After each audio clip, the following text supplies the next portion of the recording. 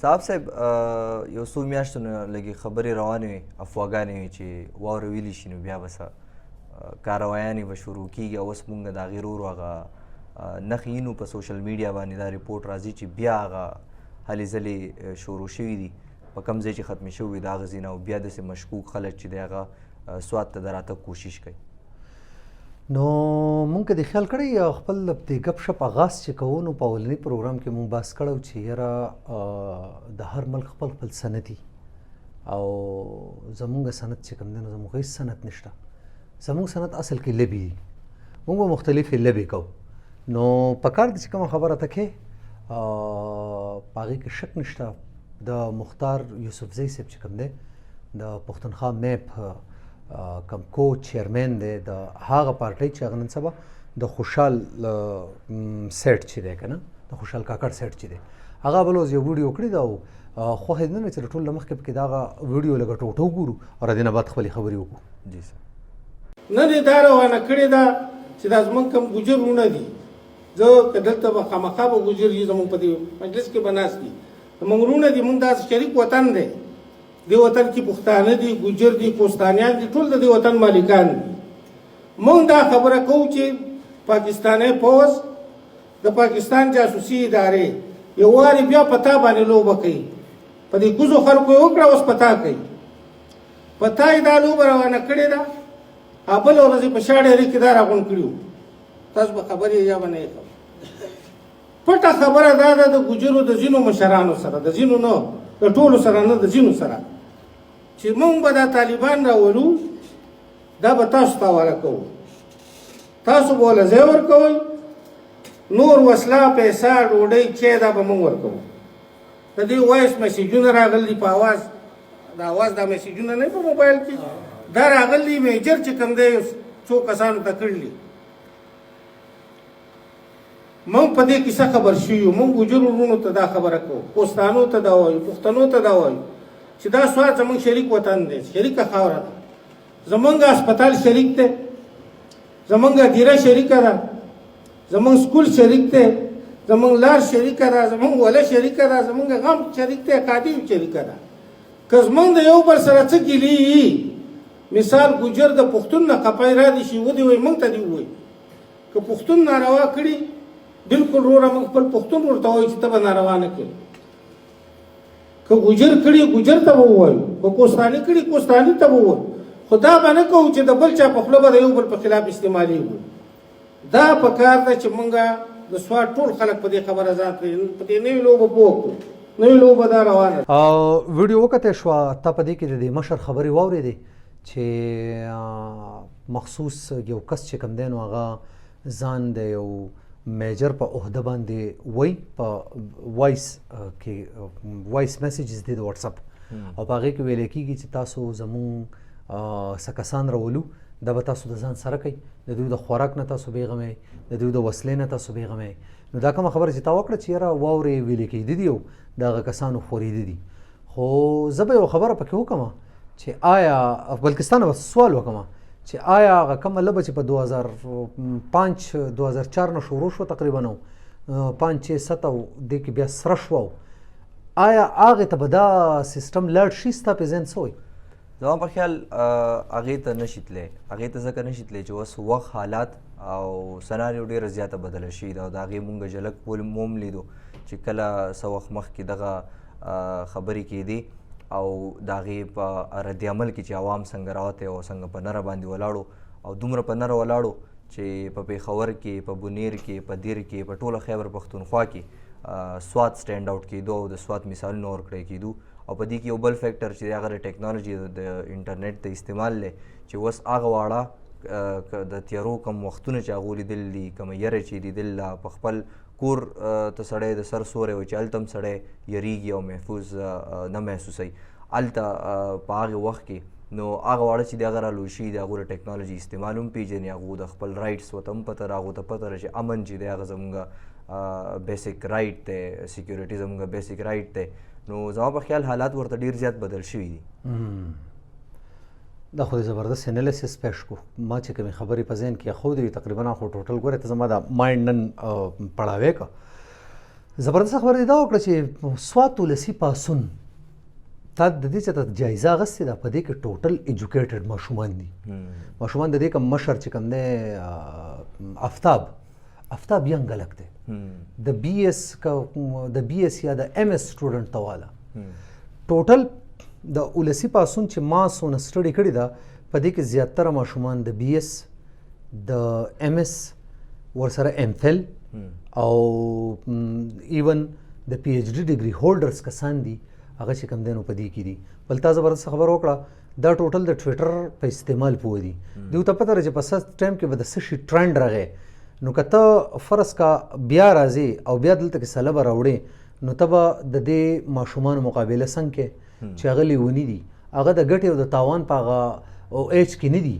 هغه خو هغه ایج دی، هغه مونږ چې په دغه ایج کې ونو مونږ به یې دا مخامخ دیوال دی دې له زه دا سر راچوم جوګړه زه به هغه طرف ته وتیم. دا خو هغه ایج دی. نو په دې ایج کې د دقې لیونو سره وس چې کوم دی نو پنجه اخیستل زما په خیال دا خپله بدنامي ده. ټیک شو، اوس چې څه کېږي اوس خو معلومه او نامعلومه قصې ختمې دي. اوس خو ورسره دوی ورغوي په شانتې په ډاګه پراته دي. نو زما په خیال اوس هم که دا ریاست ته غواړي چې په دې چل باندې به چې کوم دی نو مونږ څه مهذبه دنیا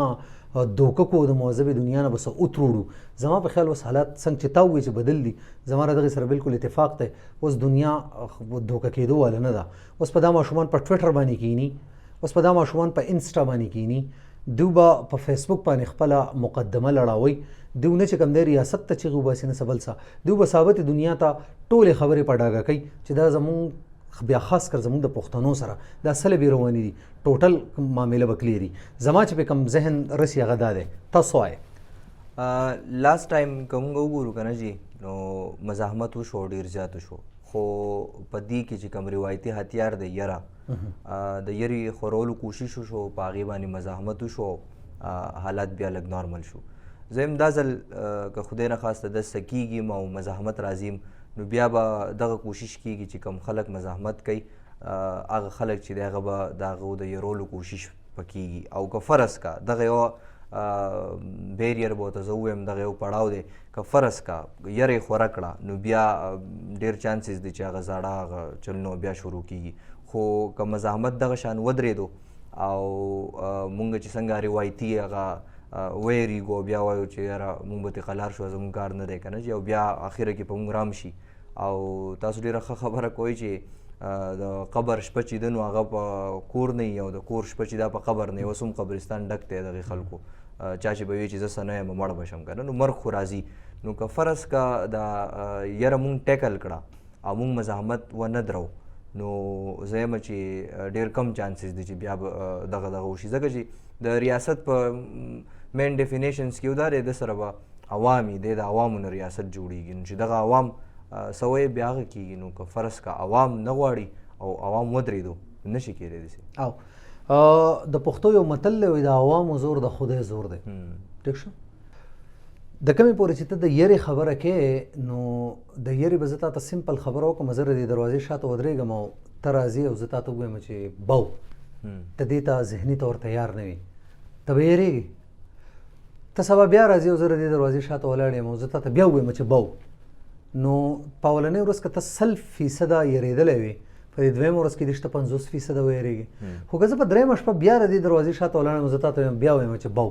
ته به ویېرېږې؟ ته به نه یېرېږې. دا خو عام نفسیات دا دی چې ته به نه یېرېږې. ورو دا په دغه یو شکل کې چې کوم دی نو دغه په یو سټایل باندې ته دا خلک راولې، په یو سټایل باندې څوک ته کور اچوته وه، څوک وله چا ته بم ږده، دا خبرې نورې زړې دي. زما په خیال په یېرېدو نور چې کوم دی نو سیسټم نه کېږي. نور په کار ده چې ما او تا له دې د ژوند حق راکړي، زما پلار له دې د ژوند حق ورکړي، زما مور له دې د ژوند حق ورکړي، تا له دې د ژوند حق درکړي، ما له دې د ژوند حق راکړي. موږ دا ریاست منو، زمونږ او د ریاست ترمنځ یو عمراني معاهده شوې ده. په هغه عمراني معاهده چې کوم دی نو موږ قایم یو، موږ دا ریاست منو، موږ د دې نظام منو. نو چې دا هر څه موږ منو نو په کار ده چې د دې په بدل کې د ریاست ما هم ومني، زما قوم ومني، زما خلک ومني، او هغې ته دې خبره نه بوزي چې د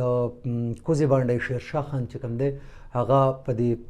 حالاتو کې یو زبردست تقریر کړو دې ځله په دې مزاحمتي حالاتو کې چې وروره موږ په دې خبرو نه مه یاروئ. دا خلک په 100 وي، 100 وي، 200 وي، 1500 وي او. وی زر وي نو چې زر کسان مونږ ټیکل نه کو نو موږ سړی څه شو وی موږ بنګړي ولې نه چو او دا تقریرونه چې کم دنو خبر خبر د ریکارډ حصہ دا په دې سوشل میډیا ټول دا تقریرونه ګرځېدلي دي نو زه به حق د شیرشاه خان خبره به د کوزي باندې د شیرشاه خان خبر وکم چې ورا دې ځل لکه خلک راتلو بیا د دا پولیس سیټ ته شي دا انټيليجنس ته سیټ ته شي دا فوج د سیټ ته شي دا خلک ته تپریدي خلک په خپل جنگ په خپل کوي او نور جوړه هم تقریبا خبره دی ته دا هر سړی په خپل کور کې د ځان سره خپل اسلحه ساتلې ده او که دې ځل څه هم کیدو نو زما په خیال چې دا خبره به زبردست خانه جنگي ته ځي دې ځل خو ما چې سونه واوریدو زه چې سونه زه چې په کوم اخبار کې ایډیټینګ کوم زه د خلکو لیکونه چاپ کوم زه خبرونه ینم زه خلک اورم خلک و چې دې ځل نه موږ ریاست ته ګورو نه موږ د فوج ته ګورو نه موږ د انټيليجنس موږ د چا پته منیو دې ځل چې څه هم کیدو موږ ور دې ټیک ټاک مزاحمت کو موږ په خپل را پاسو نو زما په خیال ریاست ته دا خبره هغه طرف ته نه بوزي بس خپل غب شپ په دې راغون کو چې مونږ ته ویل کی چې یاره بدامنی به هم راځي او تاسو به غوم نه کوئ کنه او دا غي یو قسم لمون ته وای چې لکه کزان محفوظ ساتل غواړي نو بس غږ مکو یو نو کوم غږ نه کوو دا حالات چې کم طرف ته بیا زی نو آیا هغه پای کې مون محفوظه پاتې کیږو پای کې مون په خپل کور کې ریګو ماشومان بار نه پریدو کاروبار نشو کولای فاقې مون کو بیا سینډویچ رانه جوړ شي د دوه فریقینو په منځ کې مونږ دباویږو کنه چې سو کویا خواشه خوازو سو کوی دی خواشه نو زما په خیال د چپ پاتې کېدو چې دومونږ ته کم دا انعام راکوي چې یاره تاسو به محفوظه شئ نو زما په خیال چې هغه خو هم خبره بیا هغې طرف ته نه ځي او خبره الټیمیټلی چې دی هغه د دې ته راځي چې عوام پکې خرابېږي زما په خیال چپ پاتې کېدل نه دي په کار او په خپل کیپیسټي کې داسې نه چا سره شر وکړو